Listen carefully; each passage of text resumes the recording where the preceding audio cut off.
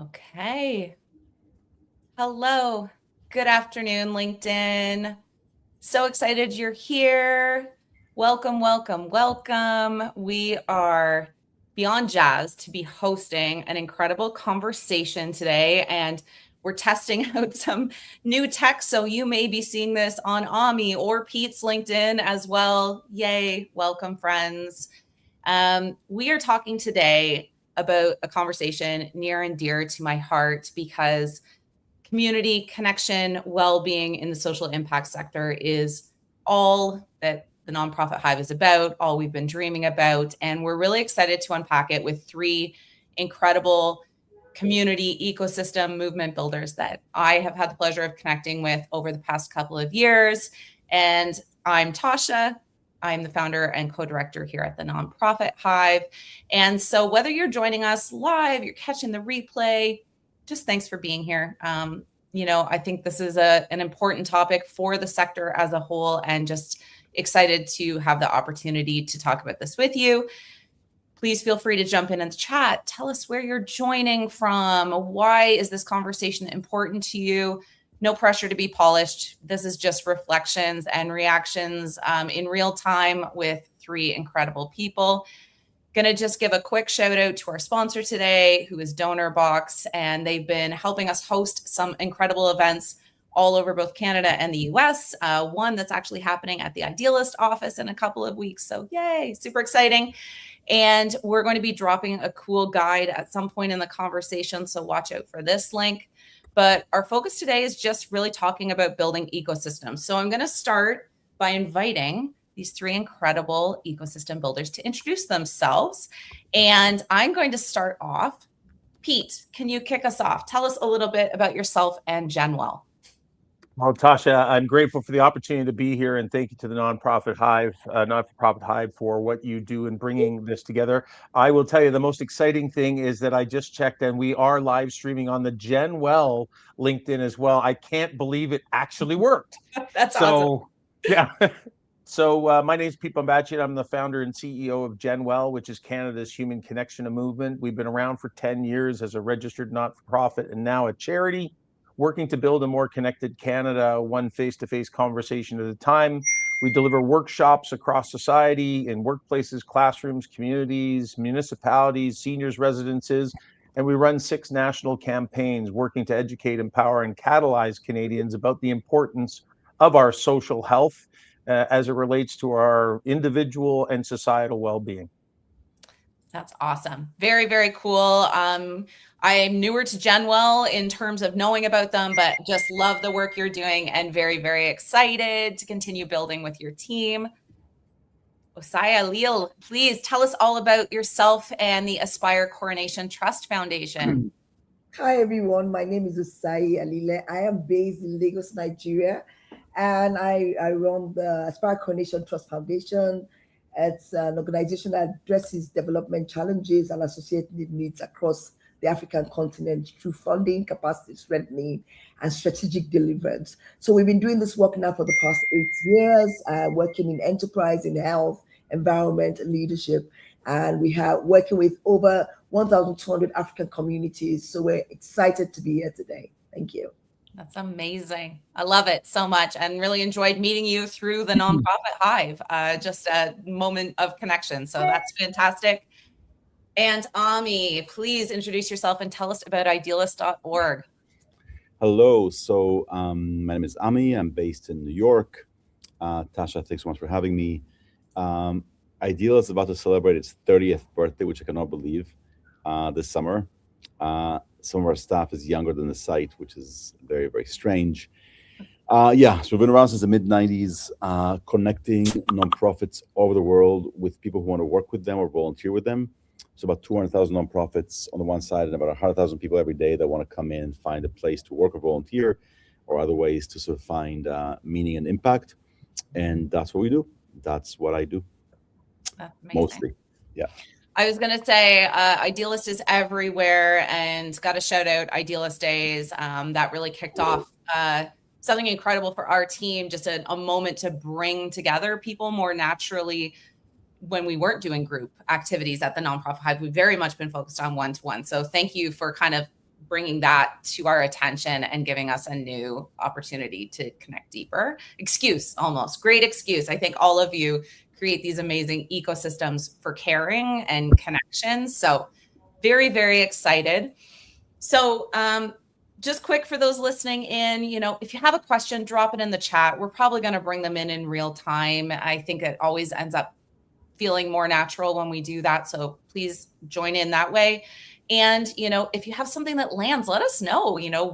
Your reflections are really valuable to this conversation too. So Osai, I'm going to have you start us off with the first question. So we're using the word ecosystem with a lot of intentionality here. And when you think about the work that you're building across Africa with these over 1,000 organizations that you've supported, what makes something an ecosystem to you? Thank you for that. I mean, for me, when we talk about programs and what we do and how we've done it, a program is designed to produce specific outputs. But when you look at the work we've done, first of all, is the real flow of and we speak about ecosystems. I'm first of all talking about the flow. It's not just a flurry of activities. It's really knowledge, trust, resources constantly moving between different circles and different actors. So that's the way I see it. And second is really talking about genuine interdependence. When we see that when we're all sitting in the same room, but organizations and leaders who actually need one another are functioning to succeed. So they are genuinely interdependent on each other. And they feel that this is somewhere that they should be. So that's what I feel that ecosystem is. And then third thing for me is talking about resilience. The system and the ecosystem is built to absorb any kind of pressure and challenges. And that includes even if the founder of that particular ecosystem disappears, it's a continuous process, it's the flow of events. And so it's one of those things I feel that in Africa, at least in terms of the work I've done, we've always had an ecosystem being built, and it can be talking about our communal savings circles and the different circles and the different projects that we have here. And they're living and they're breathing and they're just building and moving on their own because it becomes it becomes so fluid, but also building in terms of making sure that there's a catalytic way of doing things. And we've enjoyed these practices, but now we're talking about maybe becoming more structured and understanding it even better. And that's the way I see ecosystem. So first is a real flow. Second is genuinely interdependent. And the third is very resilient as well. I love that word interdependence, because I feel like that's something in the nonprofit world that we get really nervous about in general. Like this, we're pushed to be collaborative, but somehow not interdependent, right? And I wonder how we bring those two ideas together and see it as a strength to actually depend on one another in this sector and be able to be resilient because we're building together. I love that word. I have not heard that very often as a discussion topic in this sector, as interdependence being strength, not interdependence being a weakness. So I love that. Pete, what would you add when you're building this ecosystem? What do you look at it? What makes it an ecosystem for the GenWell team? Yeah, well, I think for us, I think there's a couple things. Certainly the collaboration component that we all need to be working together is absolutely essential in what we do. But I think, we have been working in the social health space, which is kind of this undiscovered new pillar of well-being, probably not undiscovered for the people on this call, but for the broader population, the whole concept of social connection and social health. As we say in Canada, we've been educating people to eat well, exercise, sleep water, don't drink too much, and don't smoke for 50 years. But we actually just thought that because we would be in offices or coffee shops or other places that we were connected. We mistook proximity to being connection. And so I think we are, as far as, when we think about the system, I think for us, the system starts, you have to create the system by making sure that everybody's on the same page.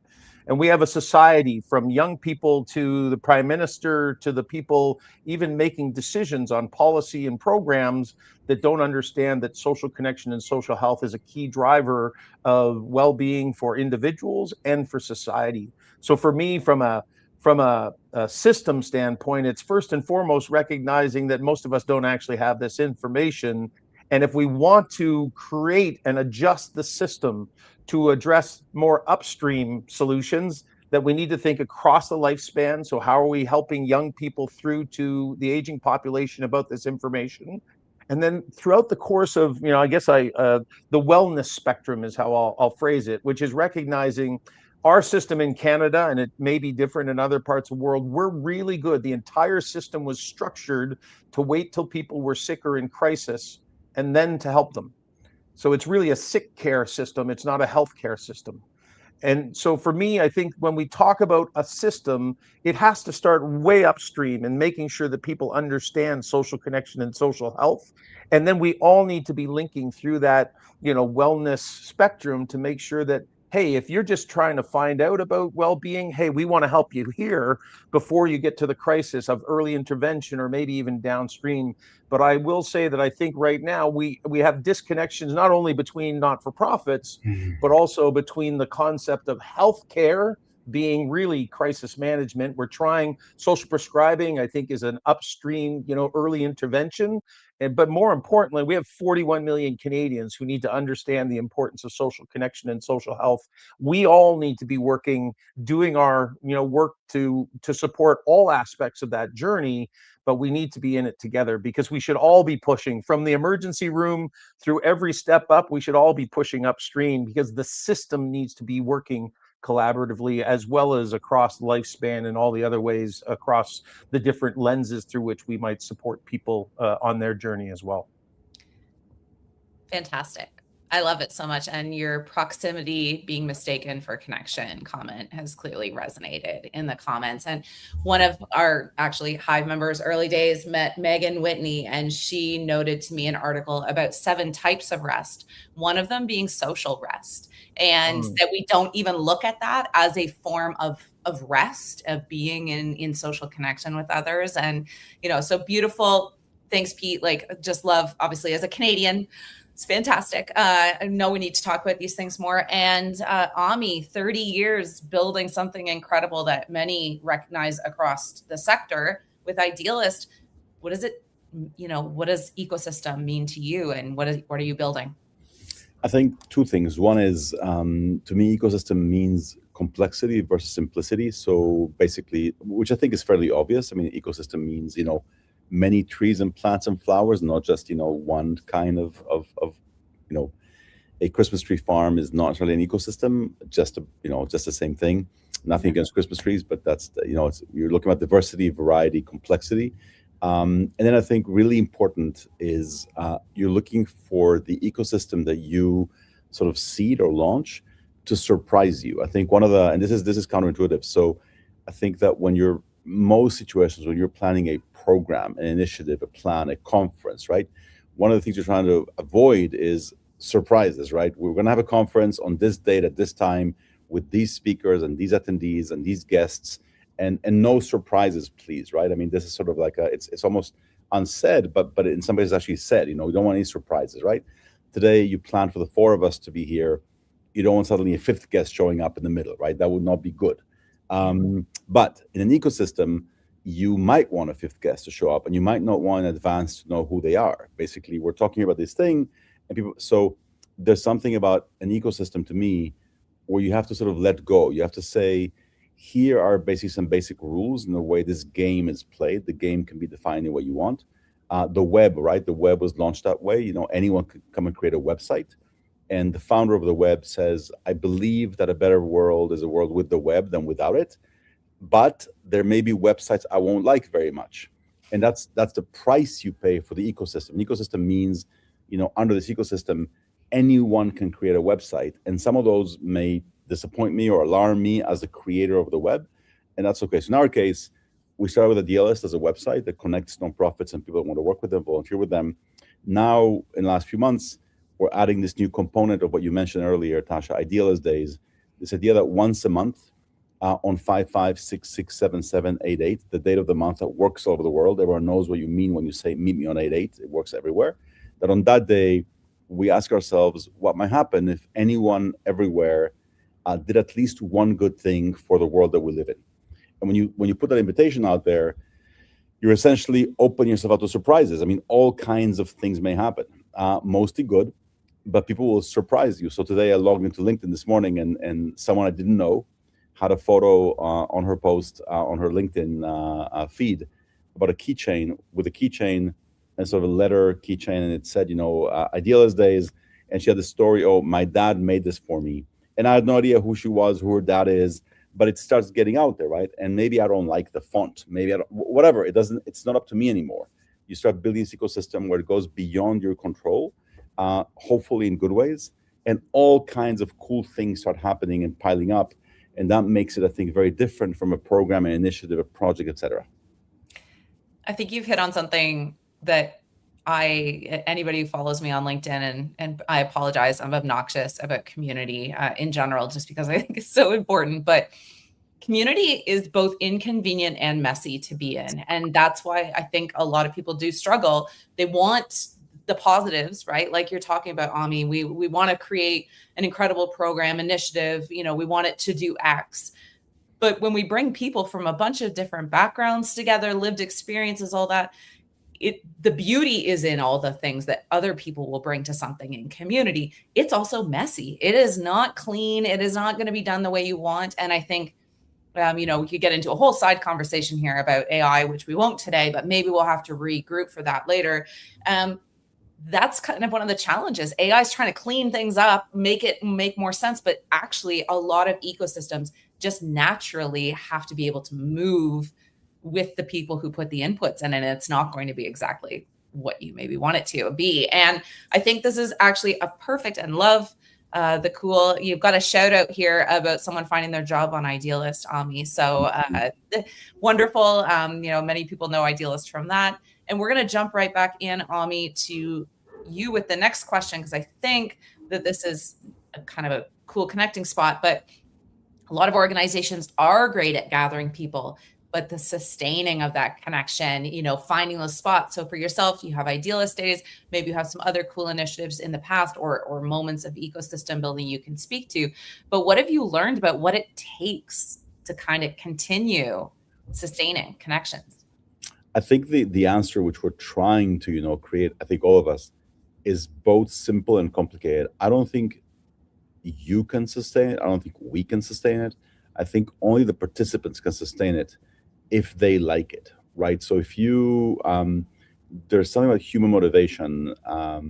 You get up in the morning early somewhere in the world, and you see people running early in the morning, and you ask them, what are you doing? And I'm practicing for the marathon. No one is making them, no one is paying them, no one is forcing them. They're doing it because they want to. So if you back up for a second and you look at it like, from space, from Mars, there's this marathon ecosystem, right, of marathons happening around the world. Someone invented it, at some point. Now there are marathons happening everywhere, and there are millions of people training for the next marathon. And there's really no one to ask, how do you sustain? There's no central marathon organization trying to sustain this thing. It comes from people's desire to participate and to want to do this, and they're sustaining it. You can't really make them or stop them, or if they all stop at the same time, well, that was the end of that. So you have to create something, I think, desirable for people that they want to be doing. You can't make people do this. And so I think it's a weird question, how to make it sustainable by creating something desirable and then getting out of the way. That's really what it comes down to. You have to get out of the way. So these two things are important. It has to be desirable. People need to want to do it. And you have to get out of the way, right? So if your town has never had a marathon, you want to start one, you don't need anyone's permission. You just go. There's no marathon authority where you get the license to run a marathon. You just do it. You do a marathon, then we go. You agree in advance. That's what I said earlier about the rules. It'll be the same length, right? It'll be 26.2 miles. Otherwise, it's not a marathon. It's something else. So that's been set, and you accept that rule, and then you invite people to run. And people will do it because they find joy in it. I don't think you can make them do it. I don't think you can plan for sustainability. You have to create desirable things and then get out of the way and let them happen. I love that. And one word you used there, and it was only for a moment, but you said the word invitation. And I do think a continued, invitation sometimes, because sometimes people see something once and they're like, I don't know if this is for me. And it is second time, third time, 10th time. I hilariously had someone reach out on LinkedIn the other day, and I won't say their name so they don't feel called out, but it was beautiful because she said, I wanted to let you know, I just joined the nonprofit Hive the other day. And I looked back and I invited her in 2024. And let me just add one right? thing. Yeah, so it's not that you can't do anything. Of course, you have to invite, you have to highlight great stories. You have to, I'm seeing Dan in the comments saying that our walk across the bridge was great. So, he's helping that. So you can highlight, you can show stories of people who ran marathons and how great it was. You can do that. But all of that is different from making people do something they don't want to do. If they don't want to do it, they're not going to do it. So it's they who are making it sustainable, and you're putting some gas in the car, and the car will hopefully go faster and stuff. But they have to want to do it. Otherwise, it's not going to happen. Yeah, love that. Sai, how would you contribute to this? Again, you've created this incredible foundation supporting organizations across a very broad range of initiatives, countries all over. How do you continue to sustain those connections over time? Yeah. I really like what you just said. But the truth is that I feel that the energy of this is not largely designed around what I call the energy spikes, because spikes come with conferences once you're there. And what you really said is what value you set out from the very beginning to put, and it's that value that becomes the flow. So before I'd spoken about, it's almost like a river, it's just a flow that people feel to themselves that they have to join in. And they might not join in 2022 when you send them the email, but they'll join in 2025 or 2026. So the flow must just be continuous and continuously go. And so really in nature, the way I see things is that energy doesn't appear once and disappear. It circulates. That's the shifts that we keep on seeing. And that's what I see, and that's how I see the work. It's just something that continues to circulate. So the question I often ask myself is, how do we get people in a room? What keeps the value moving between them after we leave, after we started the program, or we started the process, and what keeps them doing what they want to do, or getting up every Tuesday at 5 o'clock, even if you are not there.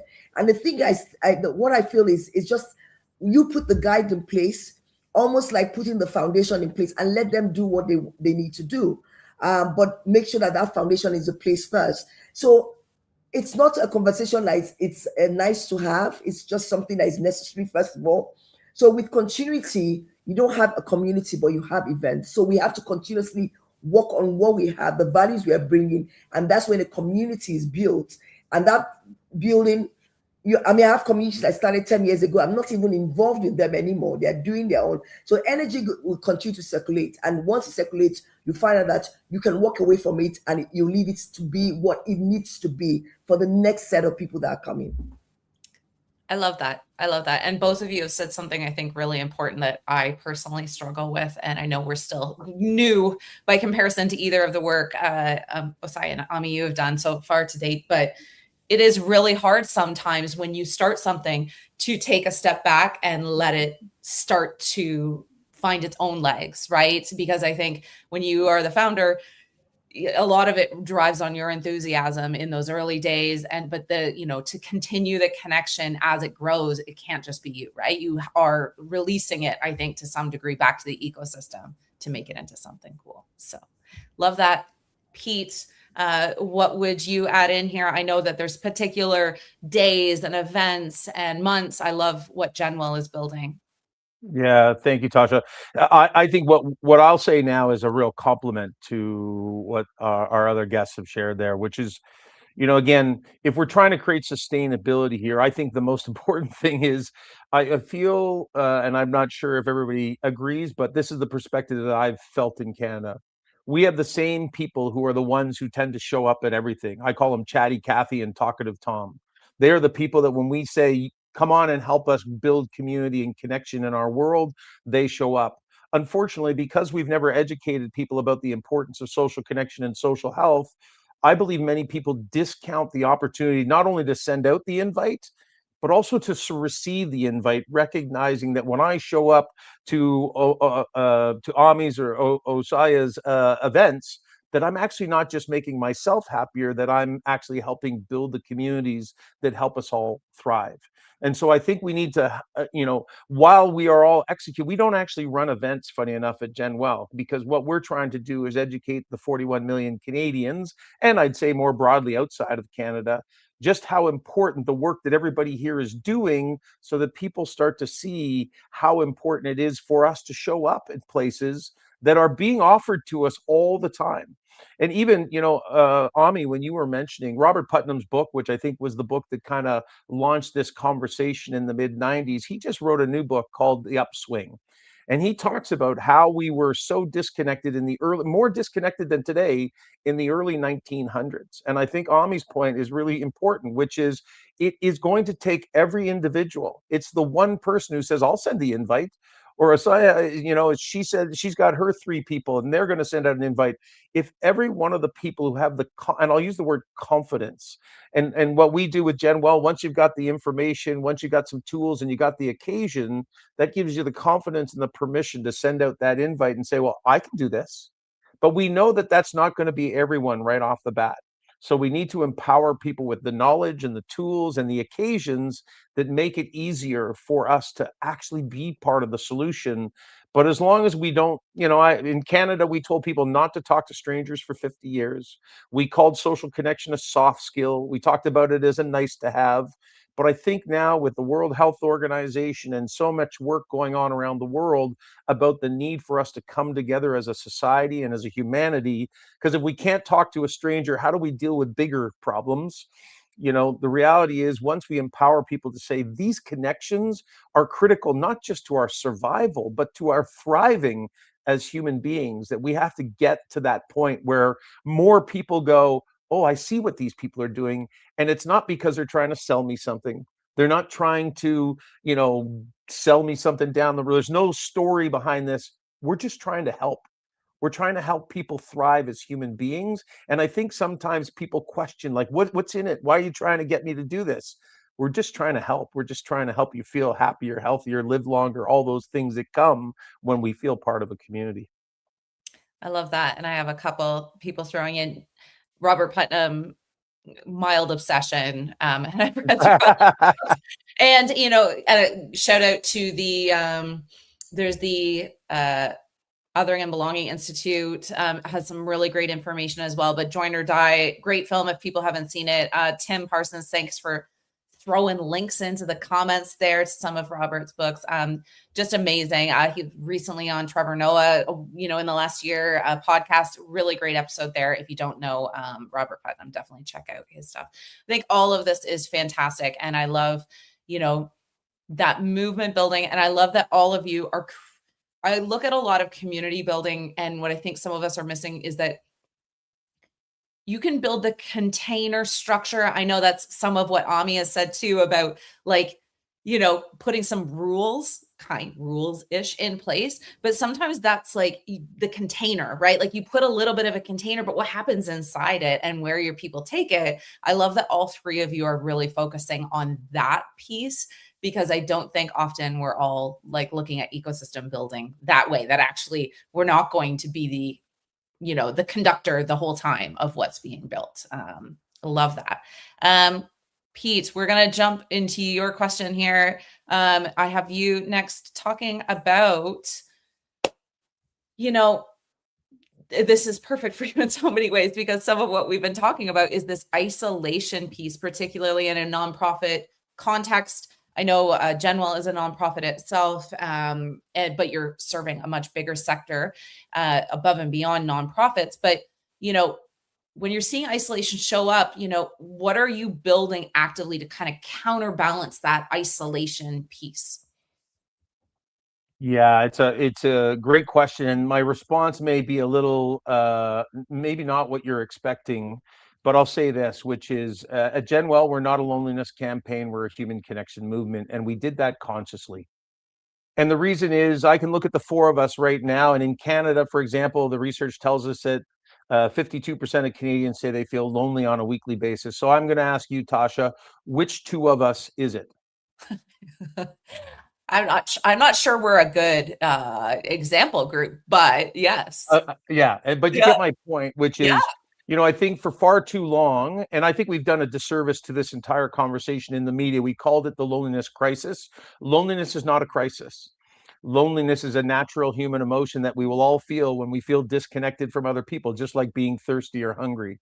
What we need people to understand, that what we're trying to help people understand and avoid, is chronic or persistent loneliness. That's when you start to see the negative individual and societal issues that people deal with. What we're trying to do is say, let's stop trying to identify who's lonely, because that's a crisis mentality. That's really, waiting until people are sick. Why don't we all proactively start building healthier connections in our everyday life, from talking to strangers, say hello to your neighbor, take your coffee, you take your classmate or your community or somebody for a coffee, go for a walk, a hike. As we say at Genwell, I don't actually care how you connect. I just care that you get connected. Now, again, we still need to create programs and opportunities for people who may be early stages of loneliness or maybe in crisis. Those people, there are programs. That's how our system in Canada was built, to really focus on that downstream. But I think what we really need to do is shift the conversation. I know this might be controversial. I think having loneliness ministers does a disservice to this entire conversation. We should have ministers of connection. In no other ministry do we focus on the problem, we focus on the solution. We have ministers of economic development, not economic destruction. And so what we need to do is start shifting the conversation to the solution, instead of always being downstream, focusing on the problem. And how many times have we said minister of loneliness, so that the word loneliness becomes just beaten into us? Let's shift the conversation and help people build healthy connection habits. I love that.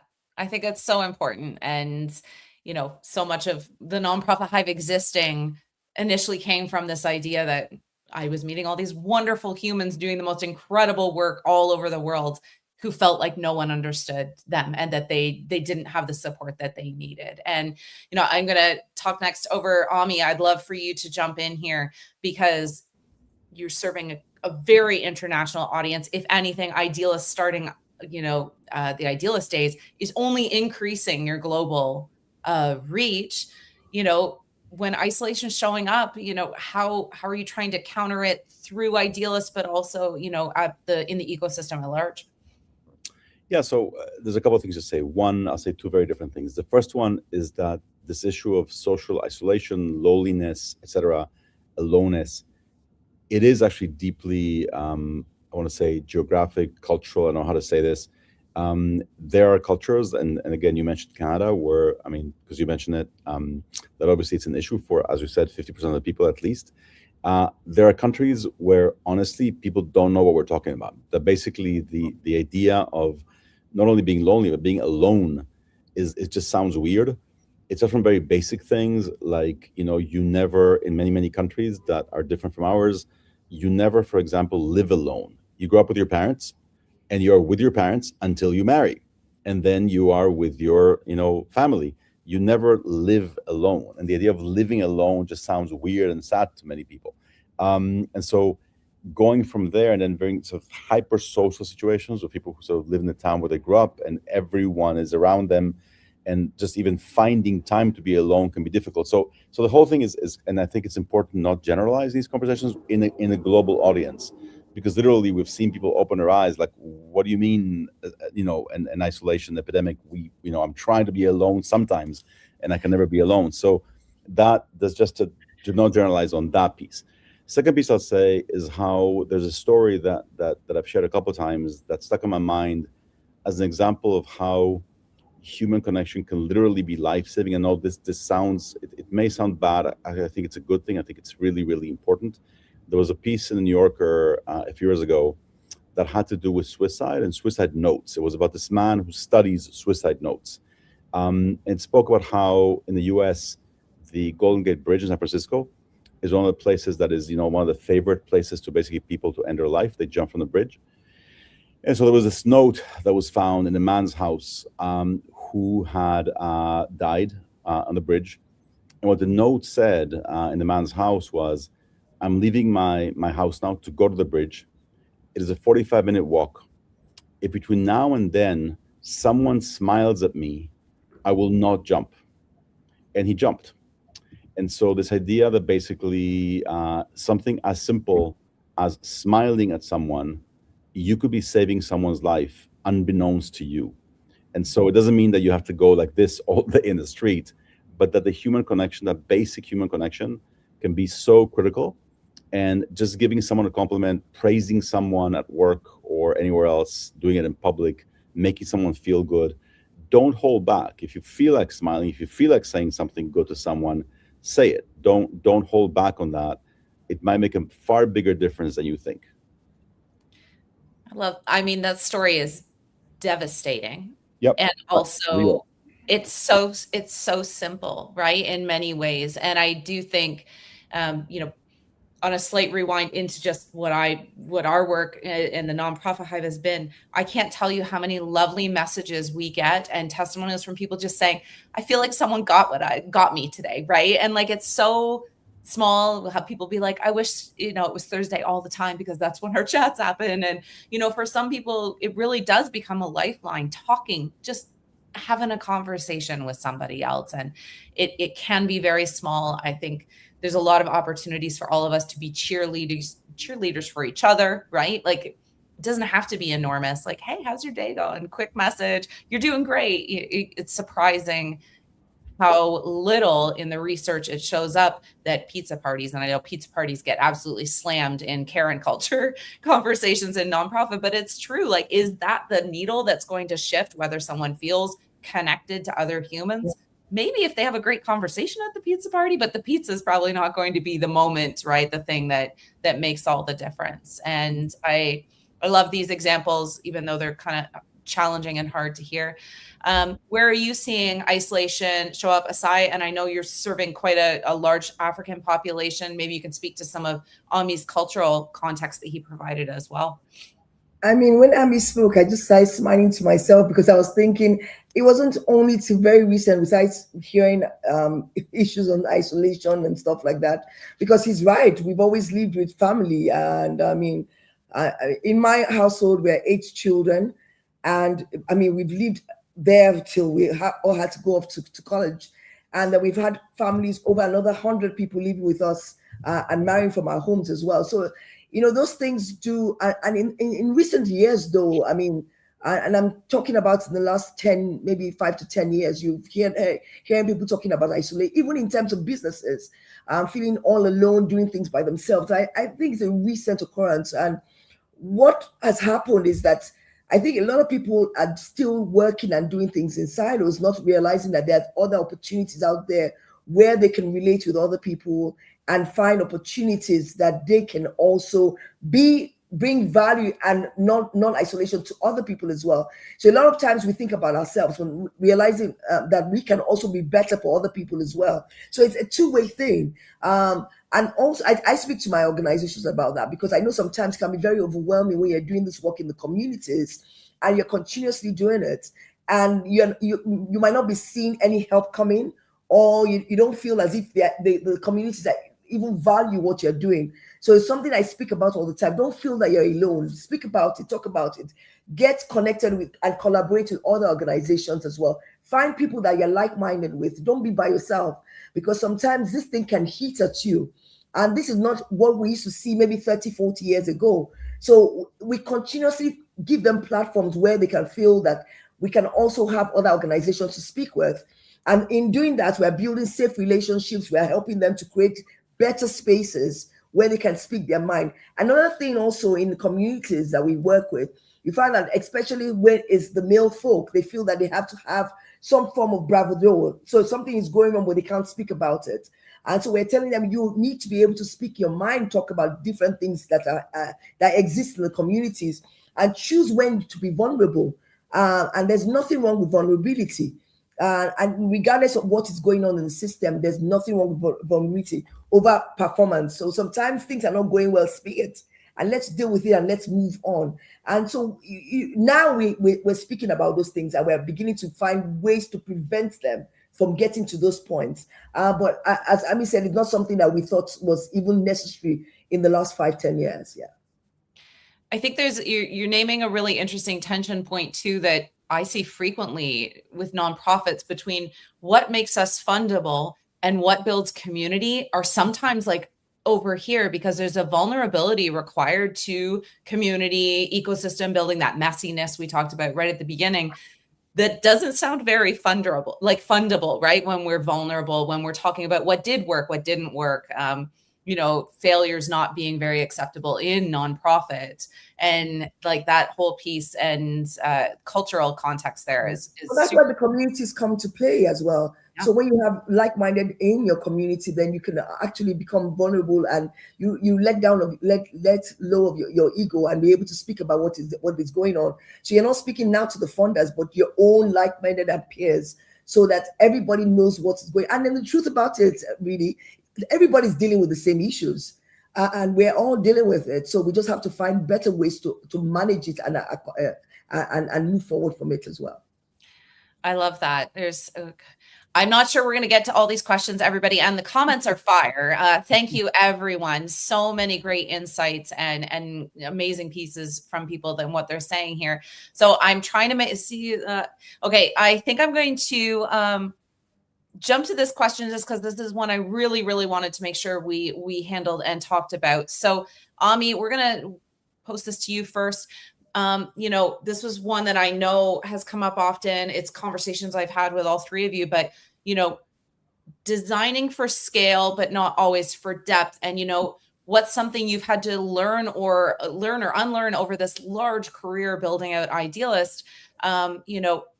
What's something you've had to think about as you either scale or don't scale, or, I don't know, those lessons learned, I guess, for people watching.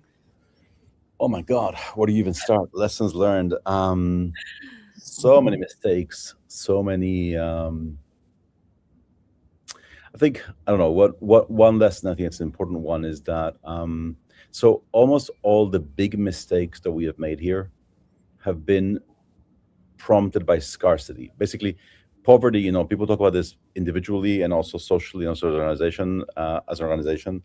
Poverty and scarcity are bad in many ways, right? So poverty, obviously, if you're poor as an individual, you can't buy things, right? Yes. I don't presume anything about anyone in the audience. If at some point in your life you have been truly poor, if you can't, pay your bills, basically, you have like this big weight that is on your head all the time. And it's not just the fact that on the last day of the month, you can't pay those bills, and the rest of the month, you're not thinking about that. It's like a helmet that is like constantly on you. And that helmet doesn't let you sometimes think about other things, focus, make good decisions. The same thing happens as an organization when you're in a situation of constant scarcity, constant poverty. You make big mistakes. Yeah. So, we opened an office in Argentina because at some point Argentina was cheap 20 years ago. So we opened an office there, and then suddenly it became expensive, and we're stuck with an office there. And so, but we would have never opened an office there had it not been because we're under financial pressure. So how do you solve this? I don't know. Obviously, it helps not to be constantly poor and under constraints. But I think that a lot of this has to do with just being aware that, decisions you're making that feel like the right thing to do because of a financial constraint may actually be really expensive later. And so I don't know if this makes sense to people or not, but there's something about just trying to, I don't know. So I don't know, that to me is like a huge, I thought about it recently, like looking back at these 30 years and how many of those mistakes that we made were driven by that. They were driven by scarcity, and we wouldn't have made those same mistakes if we had not been in that same situation. So I don't know, the solution to that is, because we're all trying to fundraise and trying to not be in that situation, and yet that kind of pressure is not healthy. And so at least talking about it and being aware of why you're making a decision, and try to avoid decisions that are driven purely by scarcity and not by doing the right thing in that moment, if that makes sense to people. I don't know. It makes total sense. On a very personal note, Nicole and I building out the nonprofit Hive, we are starting to get much better at going, my gut says. And actually, hilariously, every time we have that moment where we're like, oh, we're not sure about this, and then we go forward with it because of scarcity often, we go back and go, that was the wrong move. Like, and it's funny how often that keeps coming up. I know for us, we very much go back to our community to try to get their input on things. We're very honest about what we can and cannot do because of funding so that they understand. But it's, that is a real ongoing challenge of what we choose to do because of scarcity, for sure. Huge conversation there. Osai, how would you say, things you've learned and unlearned on this ecosystem community building journey? I think for me, it's because I used to fall into the trap of thinking that numbers were equal to impact, and because of the kind of numbers we have in my side of the world, which is in Africa. But there's something captivating about reach, about numbers, and about spread. Yes, we look at it as massive. We're succeeding, but over the years, I've come to a completely reform and unlearn the idea that scaling wide is the same thing as scaling deep. Now, when I speak, I'm talking about foundation, digging deeper, and making sure that what we're doing is constant. So it's I'm looking at the 5,000, but I'm also thinking that how do I transform the 50 lives that we're working with? So I think I'm prioritizing more depth first and digging deep than dealing with a certain number. That doesn't mean that numbers are not important because of the numbers and the way we need to scale. But if you scale a program but lose the ability to listen and adapt and build authentic relationships in the communities, you may be managing a crowd rather than building a community. And that's the way I've seen things. And that is not, it's important, more important than for me building those numbers. And I've just been able to relearn that in my mind. So I must build the structures that support the growth, but never at the expense of human connections that brought us together in the first place. And I'm just trying to be very careful about that as we begin to expand even more rigorously in the next few years. That's awesome. I love that so much. And for those of you who are Hive members in the comments, hilariously, Nicole and I have a huge priority. Next couple months, you're all getting one-to-one emails from all of us. We're not email lists. You're going to get a direct email because we want to hear from those people who came in early days. Where are you at now? What's changed? Because I do think that listening to her piece, it's very intensive. Most nonprofits do not have the teams. We're a team of 2. It is intensive and rigorous, but that going deep, I think, is what we know we need to do. And I think eventually that does help you scale, right? Like that depth and connection piece, going back to connection first, right? I think first principles for me, for sure. Pete, what would you add to this? Rethinking and unlearning and rebuilding from there. Well, first off, I'll echo both what Osaya and Ami have said. I think Osaya, the funders keep wanting more numbers, but we want more impact because we work on the front lines having these conversations. So I think again, it's always trying to find that happy medium where the funders are happy and we're having the impact that we desire. And Ami, are you telling me that every 5-year plan that you've written hasn't gone exactly like you planned? How about the first week after we launched the 5-year plan, it doesn't quite go the way we had. I've never written a 5-year plan in my life. So yeah. I love that. I love that. I think the thing to answer the question, Tasha, for me is that everybody's different. When I came into this space, I think I was told by different people, oh, well, the solution to a more connected world is volunteering, or it's talking to strangers, or it's being a part of a community, or it's joining a club, and the reality in our approach at GenWell is to say, look, I don't care which you choose. It could be mentoring, it could be volunteering. Some people are tough or have a tough time making long-term commitments to the formal volunteering process, but if you come out and talk to 10 strangers a day, trust me, you're volunteering. You're making a difference to Ami's story that he told about San Francisco and the Golden Gate Bridge. And so, our approach, the learning is we need to give people, we have to recognize that some people are so socially anxious they can't get out of the house today. So starting off with, hey, you should go do a commitment of 20 hours a week volunteering for an organization is such a leap for that person that person is never going to start. And so what we need to do is lay out all the opportunities. We need to help people understand why. Simon Sinek 101, if you don't understand why what we are all trying to do here is so important for your health and well-being and for the health and well-being of the people that you lead and love, whether it's your family, whether it's in a workplace, in a classroom, wherever it is, we need people to understand why, and then we need to give them an entire smorgasbord of 25 different ways, and then give them occasions and opportunities to try and make it happen. Because the thing I've learned is, even today, and Ami, I think you used to, I forget what the story was, but it's like, today I was comfortable enough to send out an invite. But next week, I might be the person that needs Ami to send me the invite because this week I'm going through a tough time. And so I think we need to recognize that everybody's constantly changing. And so every one of us is part of the solution. And if this week you feel like you can send a note to a friend and say, you want to go for coffee, then do it. And next week, hopefully somebody will do it for you, so that we recognize the solution to our disconnected world is one where we all play a role, not just this small segment of chatty Cathys and talkative Toms. And I think everybody on this screen, you are the leaders. We are the ones that are out there trying to, bang the drum, but it can't just be us. It has to be so many of us who all do our little bit to rebuild the connected world where everyone thrives. I think there's a reciprocity piece that you're talking about there too, right? And we don't talk about that being actually a huge part of community building, and it's never equal. It's never like 50-50. It goes like this. It doesn't work quite that way. And there'll be some people who jump in way sooner, and they'll ebb and flow. And as a marketer who started a community, one of the biggest things I had to unlearn is, I don't delete you from my email list. You decide when you're done and you remove yourself, and I let you continue to do that. That is something I learned years ago, that I have been very much told that like that's how you're supposed to do it, is you remove people when you haven't heard from them at some point in time. Guess what? Some members show up once every 18 months for a Hive chat. I don't know. That's their timeframes. Like, who am I to decide how they participate in community?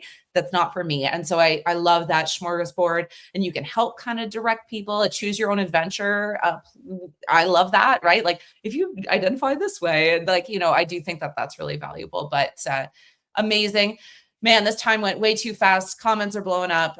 So many great things. Okay, so very last one, and this is going to be short and sweet because I know we're running out of time. Osai, I'm going to have you go first, but for someone who's watching this, what's one simple, practical shift they could try this month as their community ecosystem builder? What should they maybe think about doing this month? Oh, I can't hear you, my friend. Oh, you're on mute. Aside. There you are. There you are. Yes, sorry about that. I think one thing I would say is just go beyond thinking about it in a structure like I'm networking. Stop counting heads, numbers of contacts. Just start building from the heart. We're just conditioned to think, and I don't look at it as any transactional style. Just feel to yourself, I'm genuinely going to do this, and I'm doing it now because I have the capacity to do it in this season. As we said earlier, you might just not have the capacity in the next month, and somebody else will have the capacity to keep you doing it. So just genuinely decide for yourself that I want to do this. I want to share. I want to go out. I want to share my resources, my counsel, my strategies, and encourage some people among the participants that I have or amongst my communities. Just do it. I love that. Great piece of advice. And I do think, it is obvious when we don't have capacity and we're forcing ourselves sometimes to do that. And there's a season sometimes where we have to do that, but I love that. Go back inwards. See, great advice. Ami, what would you have for a piece of advice? I think, again, we said the obvious because I guess, I don't know, I think listen to people. It's easy sometimes to just put stuff out there. It's harder, I think, sometimes to take the time to listen and to do things that are not scalable. Sometimes in order to scale, you have to do things that are not scalable. So I'll give you an example. Last month, we put out a note to our list in New York saying that we're doing Idealist Days and that we're overwhelmed and that we needed people's help. And so I said, just put out a note and said, hey, if you have some time to help in the next month or two, if you're available, full-time, not whatever, come over and help. And so about 100 people go back to me, and I did this thing. I set up these little slots, that you can set up on a calendar. And I spoke to 50 people, each for 15 minutes over a week. So I had 50-minute conversations with people I'd never met in my life. It was amazing. It was amazing to just like meet 50 people, all of whom were amazing, from 16 years old to 75, 14 different countries, all with the story of why they wanted to help and why they wanted to get involved. And so I think it was one of the most rewarding things I've done for many years, just talking to 50 different people over 4 days, I think it was. So I think recommending that people just do that. I mean, all of you, I think, all of us have constituencies. Just go out to your constituency and say, hey, come over and talk. Here's a 50-minute slot, take it, and let's just have a conversation and see who shows up. And it was awesome. So highly recommended to just go and talk to a bunch of strangers and see what happens. It's my absolute favorite thing to do. One of my biggest struggles right now as we try to slow down before we head into the summer. This is the last LinkedIn Live of this half of the year. What a LinkedIn Live. This has been amazing, guys. But it's actually the less phone calls I have, I actually struggle because that is actually where I get my community builder energy from, is the people that I'm building it with, the connections I'm making. I know that's not for everyone, and maybe 2 calls a week would be too much for you, and that's also totally fine. And again, what brings you energy? I said so much about energy at one point, and I do think that's really key as part of this. Pete, simple shift that someone can take with them from this conversation. Yeah, I'm going to build off a note that somebody put, and sorry, it's gone, and I'm not on my computer, but it's reciprocity doesn't need to be equal. And I think that's a really important message for us all to hear. And certainly, Osaya, you mentioned it in, invite people. If today you feel like doing it, send out the invite, just do it.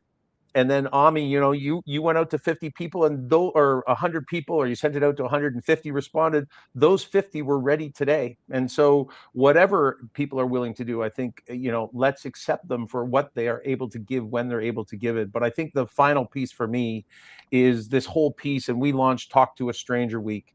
We told people for 50 years not to talk to strangers. And so surprise, when you tell people for 50 years not to do something, they start to believe it. I still believe that my whites will be whiter and my colors will be brighter because of Tide, because that's what I was told on TV commercials for 50 years. And yet the research tells us those who talk to strangers just once a week are up to 3 times happier. We know that the research out of the US and the UK is it's somewhere between 93 and 97% of the time when we talk to a stranger, both people are happy that it happened, that it increases trust, optimism, safety, security, inclusion, belonging, community. Well, I think the first starting point we all need to recognize is that if we can't have little conversations, then we can't have big conversations. So when we're walking down the street, a smile, a hello, when you listen to Ami's story and the impact that smile or hello could actually have on another human being, you may never know. But if you do it once, twice, 5 times a day, just because you know the impact you're going to have on somebody else's life, every person that is a friend today was at one point a stranger, but you took the opportunity to say hello. And if we can create these little bonds, these little micro connections, that's how I believe we will start to change the world, as people see each other from all that we have in common, instead of what we so often focus on. And certainly because of this thing, we focus on what differentiates us, and that's never going to help us solve the challenges we have. So my little encouragement to everybody is say hello to a stranger, smile at somebody, and let's start building these little connections that will lead to a more connected world.